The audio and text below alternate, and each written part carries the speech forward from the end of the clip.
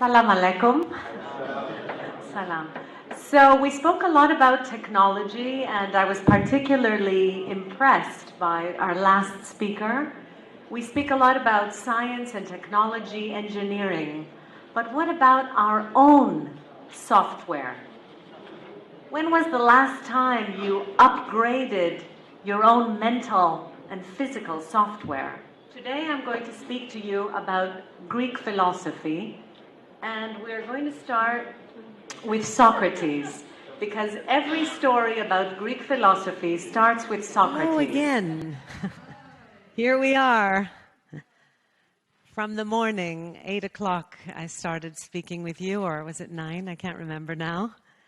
And we said what a historical occasion this conference has been. So today I'm going to be sharing with you one of the most effective ways to lead yourself based on 3 golden principles of Greek philosophy. Now, did things go better after that? Of course not. They got a lot worse. First, I had a very big argument with my father, a dramatic Greek-style drama argument, where he said to me, "You're making a terrible mistake. You're going to live to regret it." Now, as I promised you, I would like to make your journey smoother, to give you something like a GPS for life.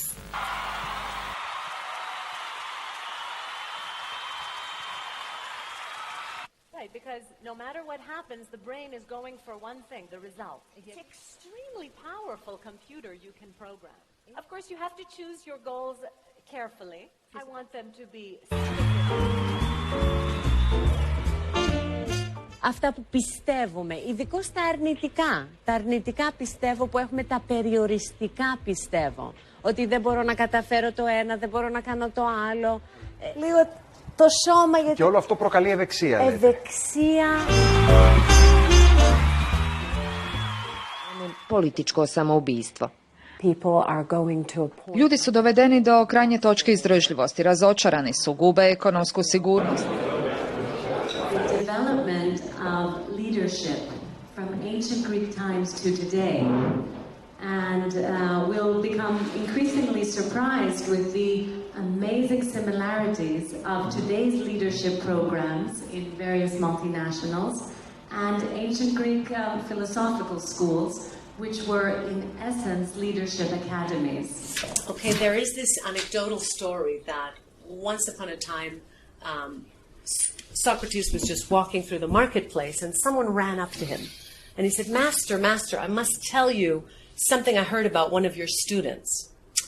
And Socrates turns around to him and says, "Just wait a moment, I'd like to ask you a couple of questions before." When you're about to make a big decision, you have to check with yourself, is this aligned with my ethos? So you're not really being ethical or having ethos to impress others and your reputation. You're mainly doing it for yourself. You're integrated. You're an integrated human being. I'm not saying you have to be perfect, okay? There's an ancient Greek motto that says, "Ain aristevin," and you will see it in the greatest organizations of the world. If you walk through their library or in their entrance, it says, "Ain aristevin." I've seen it in America. I've seen it in Russia. I've seen it all over the world. This motto, what does it mean? It means ever to excel, ever to try and strive for excellence.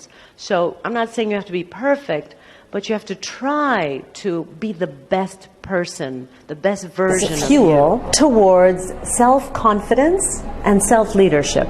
So how many of you here have one of the FIFA? How many of you have some kind of fear? Any fears? Any fears here? All right. Anything that you're frustrated about? Any frustration issues? Anything you need to make a decision about? Every day. That's it? You're undecided. Maybe it's a big decision, a small decision. Now, to deal with what's the opposite of happiness is frustration, anger. And I'm sure you all have some things that you are frustrated and angered with. Stuck somewhere in your job. Maybe your relationship is frustrating you. Maybe there's just a specific person who's breaking your nerves on a regular basis. Right. How many have you felt anxiety recently? Okay.